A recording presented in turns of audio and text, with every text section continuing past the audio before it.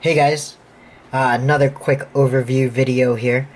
This knife was a little pleasant surprise. I wasn't expecting this knife, but woke up this morning, got a text message from the maker and said, "This knife's available, do you want it?" And I said yes. I jumped on the chance. I've been following his progress on Instagram, and they just do amazing work. This is from Olamic Cutlery. This is one of their first folders. They have friction folders that they have up, but this is their first liner lock. Let's go ahead and pull this out. You can see here we've got white C-Tek, custom pivot, N690 blade steel.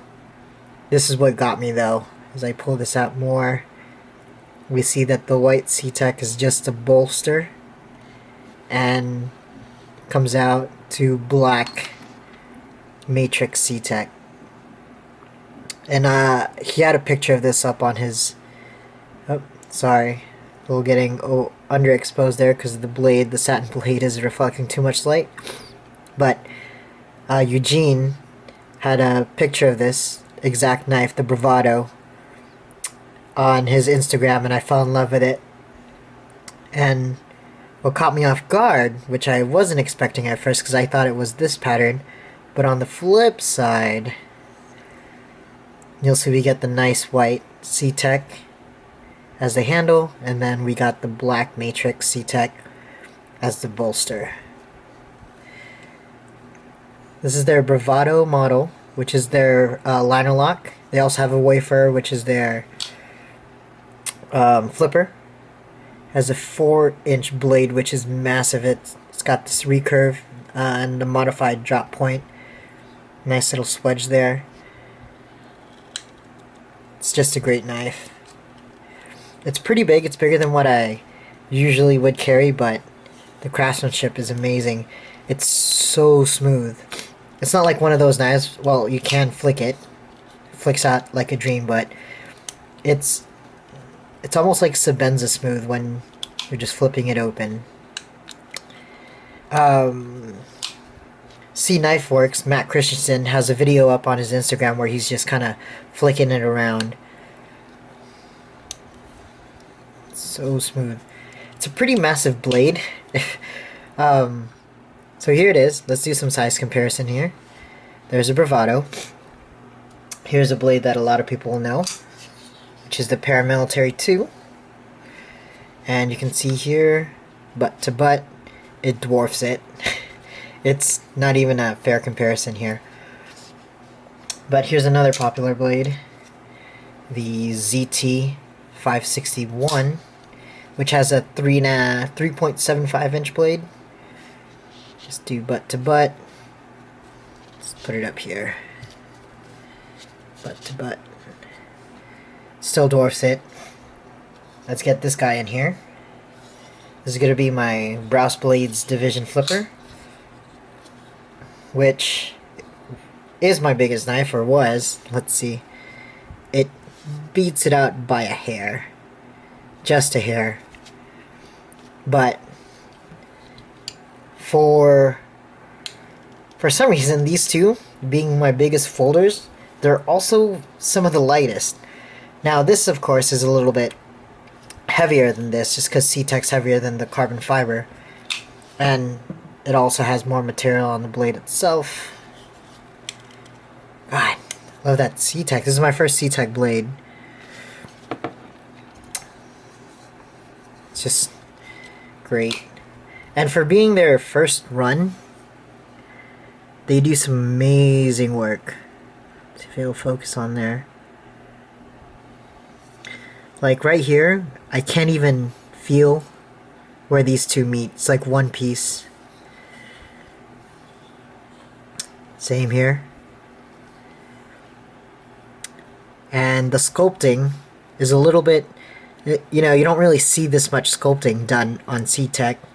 Like if you look at other custom knife makers, C-Tek's pretty much smooth. There's a lot of sculpting that goes on, and I can only imagine the pain in the ass it is to work with matrix C-Tek. If you look closely enough in there, you can see that it's layered You can actually see through the C-Tek, or through the material, and see the little fibers inside. But nothing sticking out. Super comfortable. Let's talk about ergonomics now, since we're in the comfort. When I first saw the blade, I was a little worried that this clip was a little big. But the moment I put it in my hand, they have this finger groove here, and they also have this spine here right in the middle, where kind of like the reloader, your fingers kind of fall into place and kind of grip on. But I'm here just gripping as hard as I can. You can see that pocket clip falls right into that pocket. Now, a lot of you might be thinking, hey, how about the FU clip that fell into that same pocket? The big difference here is that they actually flattened it. It's not just sticking straight up about half an inch trying to hook onto your skin. So it's actually quite comfortable holding it in place. They've got this pretty aggressive jimping, but it's not too aggressive. It's not like spikes or anything, but it definitely gives you a lot of purchase. This is a great knife. I mean, this is the first time I've handled one of the Olamic cutleries.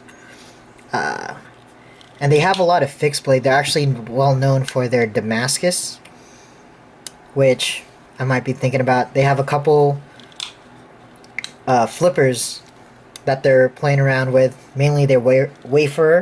If you go on their website and check out their wafer, it's a pretty crazy looking design. It's great. I've seen the action of it in videos that Eugene sent me, and it flips like a dream. I can't wait to get my hands on that. Judging by just this flipper, let's see here, hopefully I don't hit the tripod. Wow, that was a fail. No wrist action needed. Comes out smoothly, and I think the blade weight helps that flick out, because even though it's like hydraulic smooth, like a Sebenza, you're able to flick it out there. They got a pretty thick stop pin there to stop it, so I'm not too worried about voiding a warranty just because I'm flicking the knife open. Oh, it's such a nice blade.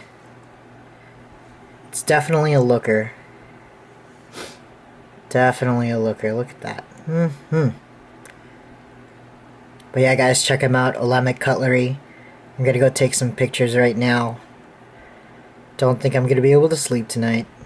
It's such a great blade. Alright, thanks for watching, guys. Good night.